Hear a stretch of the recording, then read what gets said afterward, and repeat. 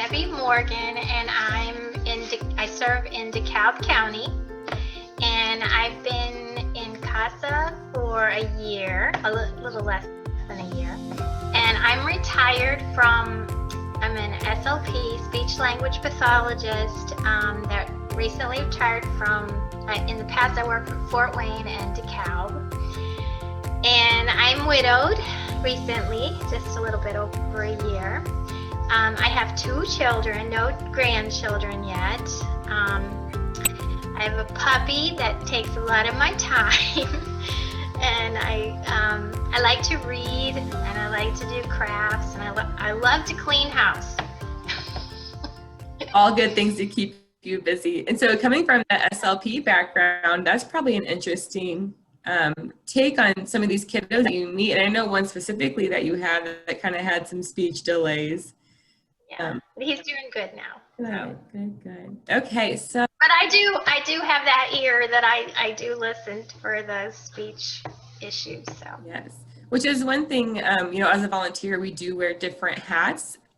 When we're being a volunteer, even though you have that SLP background that you can help give recommendations on, you're still wearing that hat of the volunteer and not the speech language pathologist, even though you do sometimes. Right. It can get hard. What does it mean to you to be a Casa advocate? Well, I feel like I want to be a voice for kids.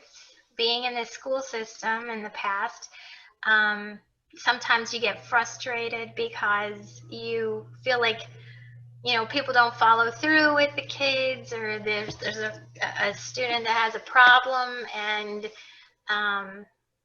your hands are kind of tied, and so this is an opportunity for me to help, parents and families and, the future, of that child. Absolutely, it is. What is your favorite moment or your favorite success of being a Casa volunteer? And this could be just one small thing that happened, or it could be the outcome of a case, which I don't know that you've had a case. No, not followed all the way through. Yeah. Yes. And okay. I have one case that I'm real super excited because it's just I really have a good feeling. Everybody's doing what they're supposed to be doing. And it's just I think it's gonna be a really good outcome. It's taken a little bit of time, but I think Mom is a younger mom, and I think she needs help with direction and stuff with the little boy. And so I think she's patient, and so I can be patient too, as long as they're doing okay. So that I'm real excited about that. I think that's going to work out really well.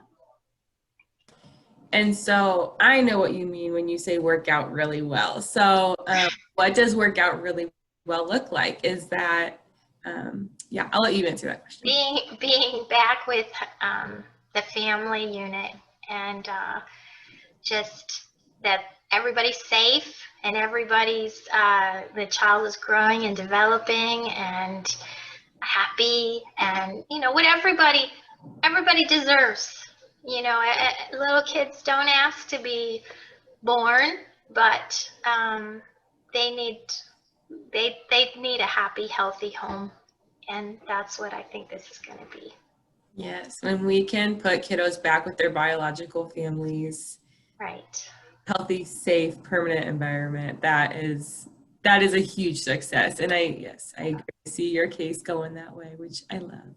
Yes. What would you tell someone that's considering being a volunteer? Well, that it's rewarding. You have to be organized. You have to be a good communicator. I think you have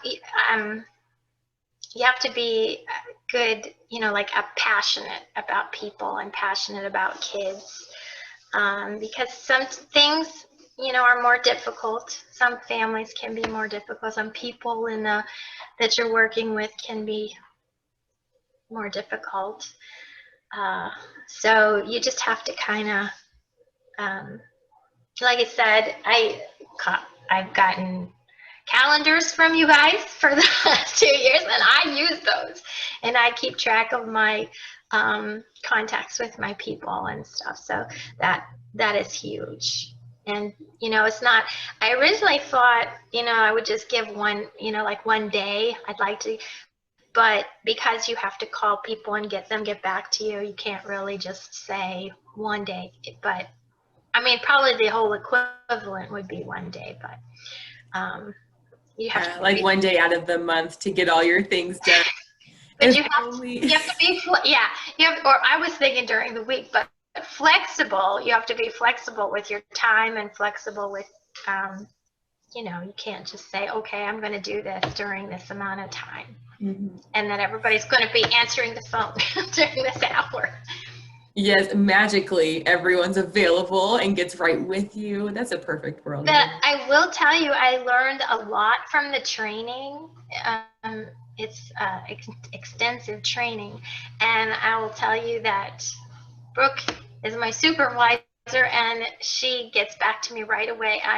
Because this is my first year, I've always have lots of questions, and she's so good to get back to me when I'm starting to, I don't know if I should do this. So I appreciate that. Well, thank you, Debbie. And I will just say a thank you to Jackie Boyle, who does our training, because she puts a lot of time into that. So thank you for acknowledging that. And a couple of things that you mentioned was communication and passion. Uh-huh.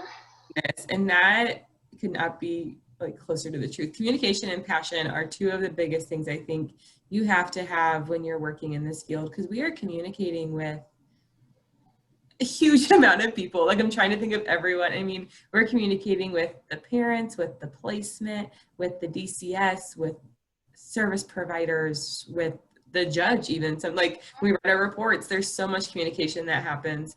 And if you don't have the passion to really want to help and see not only children, but families succeed, then yeah, it's definitely going to be lacking for you. So thank you for highlighting those things. What is one thing people need to know about what Casa does? Well, and then the name, it says you're a child advocate. And sometimes you feel like you're the grown-up in the room. If you know what I mean, like people come with their own agendas and you have to kind of like watch what they're saying and watch what you're saying. And, you are there to, speak for the child and look out for the child. You're the person, that's going to inform the judge,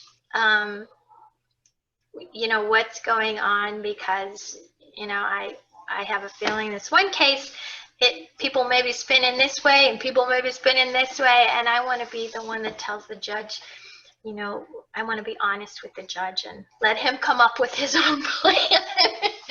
But, I think, you're just trying to be the voice. And I told like this little boy recently, I said, it's kind of scary to go in and tell, you don't want to pick your mom over your dad, or but I said, I want to be, and I said, it's kind of scary, like if you go into courtroom, and I said, I need to know what you want, and that is what I really want to emphasize, is that, I need to let the judge know what the little boy's, good outcome would be. And then, that'll be up to the judge to get, down to the bottom of everything, because, some things are just big, major decisions. So, yes, that's a really good point you brought up, is that we just present the facts. We're just there, we investigate, we gather this information, and then we just present it as is. We're that neutral party. We're not, pro mom, pro dad. We are just there for that child. So that's a huge important part about our job too.